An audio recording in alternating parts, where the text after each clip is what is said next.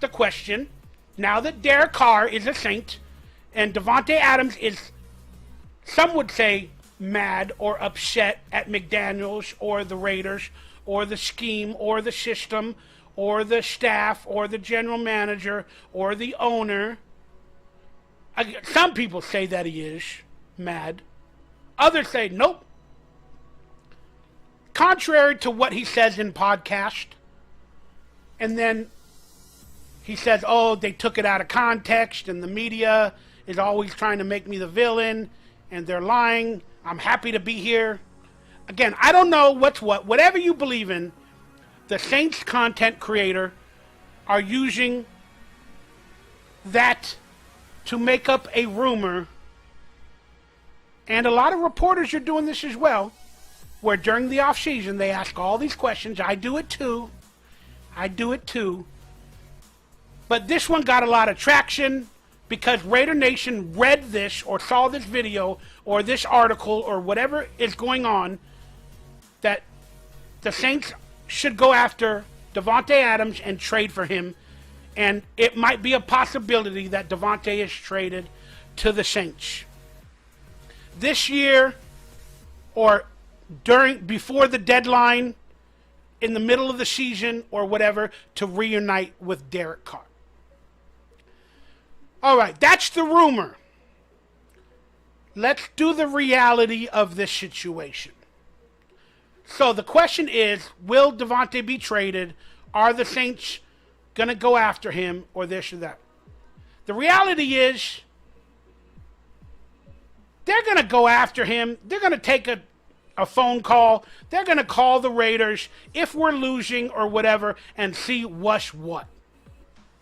They see the headlines. They read the media. They know that Davante Adams might be upset. Maybe the Raiders are losing. They're going to make a phone call. Might be before the season, might be during the season, might be after the season. Lord knows Derek Carr would love to be reunited with Davante Adams with the Saints in a better situation. Does Davante want that? Probably not. He already had his run with Carr, and he's playing for the team he wants to. But if it comes to a head, and there's more turmoil and drama, Davante Adams might say, you know what? If they look good with Derek Carr next year, the Saints, and they got a better team overall, it could be a possibility. Okay? Again, if we falter and look even as bad as we did last year under this regime, it's a possibility. But the reality of the situation at this exact moment is nobody is interested in going to the Saints at this time frame, and nobody is interested in trading for him at this exact moment. So this is just a rumor that can become a reality in the future. It can become a reality. That's what's happening under this regime with Josh McDaniels and the Raider players. A lot of them, they might not even be saying it publicly, but they're disgruntled and don't like him or this team, and they're kind of on the ouch. So we could have the reality, depending on what happens, of losing the best wide receiver that we've had in many years on this team next year, like we lost our, at the time, favorite quarterback this past year. The losing, the purging of star-studded players may continue under Josh McDaniels and this regime as they rebuild their foundation with cheap players and players with upside, as opposed to veterans with high contracts and veterans that maybe have reached their ceiling. That's what Josh McDaniels and this team is doing. So, it is a rumor that can become a reality. But that's what's scary about it. Is because we actually, as Raider fans, off of the back of what happened to Carr, Waller, Jacobs possibly, we can see this happening. That is what's scary about this rumor becoming a reality. Now, let's quickly look at the Josh Jacob tweet where he tweeted out his stats to let the Raiders know that he's one of the best running backs, if not the best in the NFL at this exact moment. He posted this on Twitter or IG or now Threads. Most scrimmage yards for a running back before turning 25. Barry Sanders with almost 7,000. Emmitt Smith, almost 7,000. Edgerrin James, 66. Walter Payton, LaDainian Tomlinson, Marshall Faulk, and then Josh Jacobs is right up there in the top 7 of having the most scrimmage yards before turning 25 years of age. All of those players are considered GOATs and greats. And now Josh Jacobs is proven to be up there at that rate. So, that was Josh Jacobs' message to the Raiders about how they need to give him money, that he deserves it, and it should be a reality. So, that brings us to the rumor and the reality of the Josh Jacobs contract situation that everybody talks about. We all know what's going on. I talked about it a little bit earlier, whether they disrespected him by not putting him in the press picture or not. Again. So the rumor is Josh Jacobs will hold out the entire season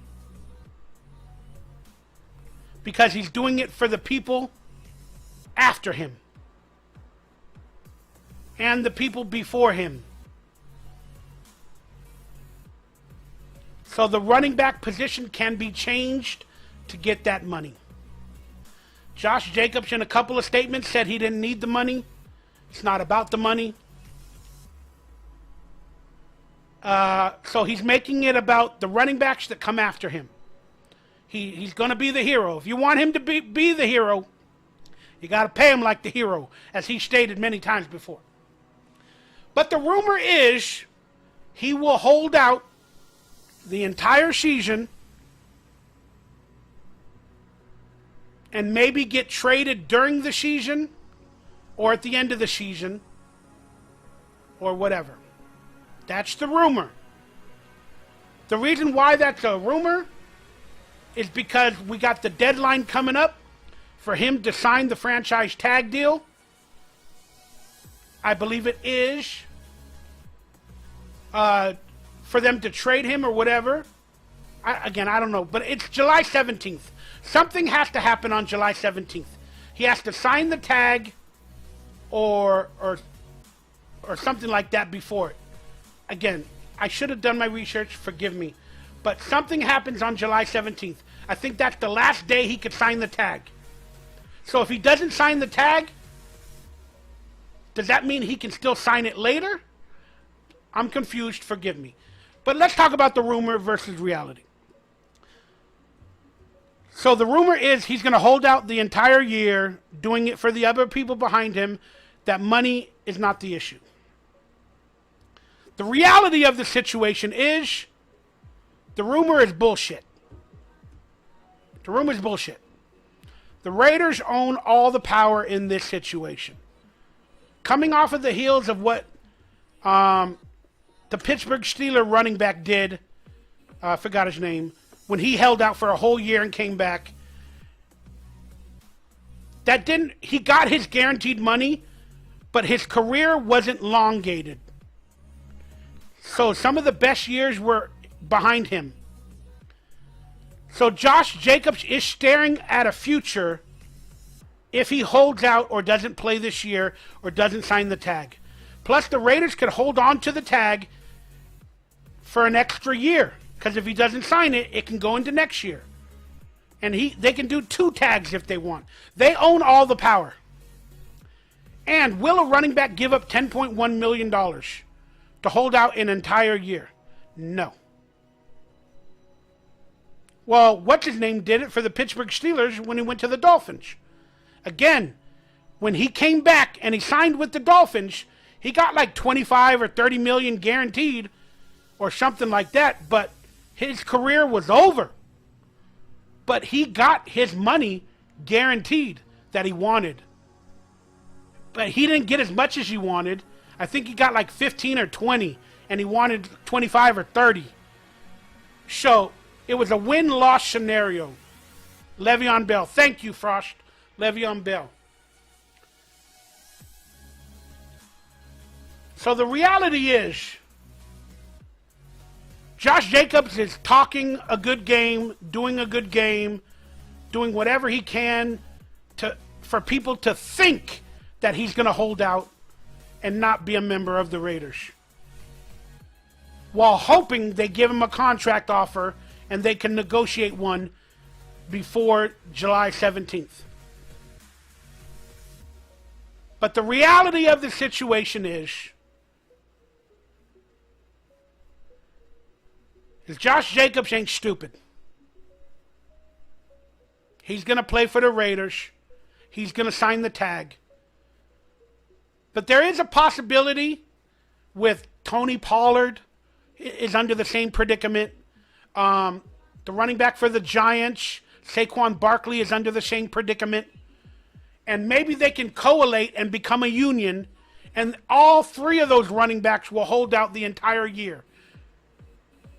Or not show up to training camp at all, and the season is about to start, and then somehow the NFL, the actual NFL, gets scared, and they give all these running back contracts.